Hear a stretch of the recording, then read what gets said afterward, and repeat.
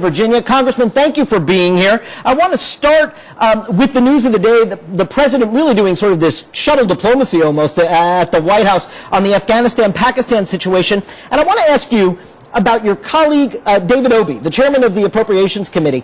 He recently said that he was quite dubious of whether or not the policy that the Obama administration is putting forward for Afghanistan and Pakistan can work. He says we'll give them what they need this year, but there's going to be a major reassessment.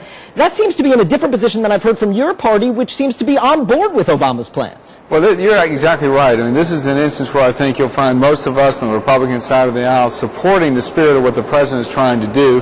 That is to ensure that that region of the world, Afghanistan and Pakistan, not become a base from which terrorists can launch attacks against us or our allies. And as you had suggested, Chairman Obey has even gone so far as to say that the administration has but 1 year, and if he is not successful in 1 year, this president will be stopped by, I assume, what Mr. Obey suggests is the Appropriations Committee here in the House. But again, that goes to the point. There is only one commander-in-chief. There are only so many generals on the ground from which the commander-in-chief gets his information. And I think any time we begin to impose the 535 members of the House and Senate onto what the generals are saying on the ground, we are in for a recipe for real trouble. Congressman Cantor, I want to talk a little bit more broadly about Republican messaging, because this is something you've been intricately involved in events over the weekend in your home state of Virginia, where you talk about a new listening tour that's going on, a new national council that's being formed around this.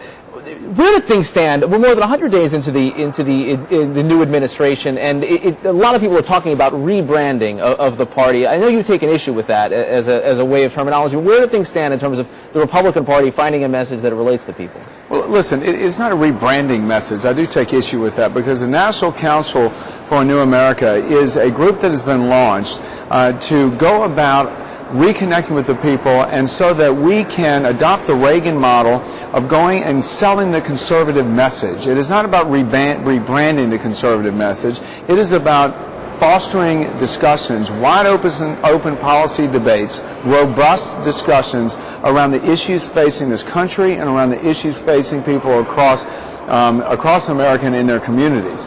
And obviously, given the direction that we see this administration going in, this Congress going in, we need a dose of conservatism to return. We need some fiscal discipline. We need to remember the traditional values that have made this country so successful. We need to remember the principles of limited government and free markets. Congressman, I want to press you on one of those conservative principles. I was at the event in Arlington with you and former Governor Jeb Bush and Mitt Romney covering that event over the weekend. As you know, Rick was mentioning before, we've now learned that these AIG bonuses have exploded. This is a group that got tons of government bailout money, AIG, the former insurance company, and now we thought it was $170 million in bonuses. We're now learning it's well over 400. This is something that the Democratic Congress took up.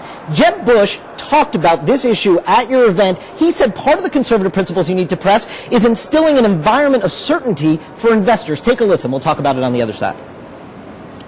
It's disturbing to watch television and see how the Congress reacts to a problem with AIG. Yesterday, the bankruptcy of Chrysler. My first and the main suggestion I would suggest, whether you're a liberal or a conservative, is just do no harm.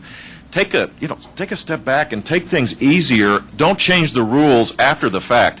That is so un-American, and it is so scary for so many people that it's going to freeze people in place when we need them to have the confidence to be able to invest. Congressman Jeb Bush, who you invited to be there, said it was un-American to change the rules in the middle of the game, but you voted at the time to actually do that clawback, take back those AIG bonuses. How do you square that? Well, listen, at the end of the day, AIG is a government-owned entity at this point. You're essentially like Fannie Mae and Freddie Mac. The taxpayers own almost 90%, I think between 85 and 90% of AIG. You do not have a situation where you can take a step back, as the governor suggests, because the government is all in, all fours. And so when we have that kind of situation where the taxpayer dollars are at risk, The more conservative thought in my mind is to make sure that we're not rewarding failure on the part of taxpayer dollars. Yes, we need an exit strategy. Yes, we need to get Washington out of the capital markets. That's the reason why we've launched the National Council for a New America. We need to be talking about conservative principles. We need to take a page out of Ronald Reagan's book.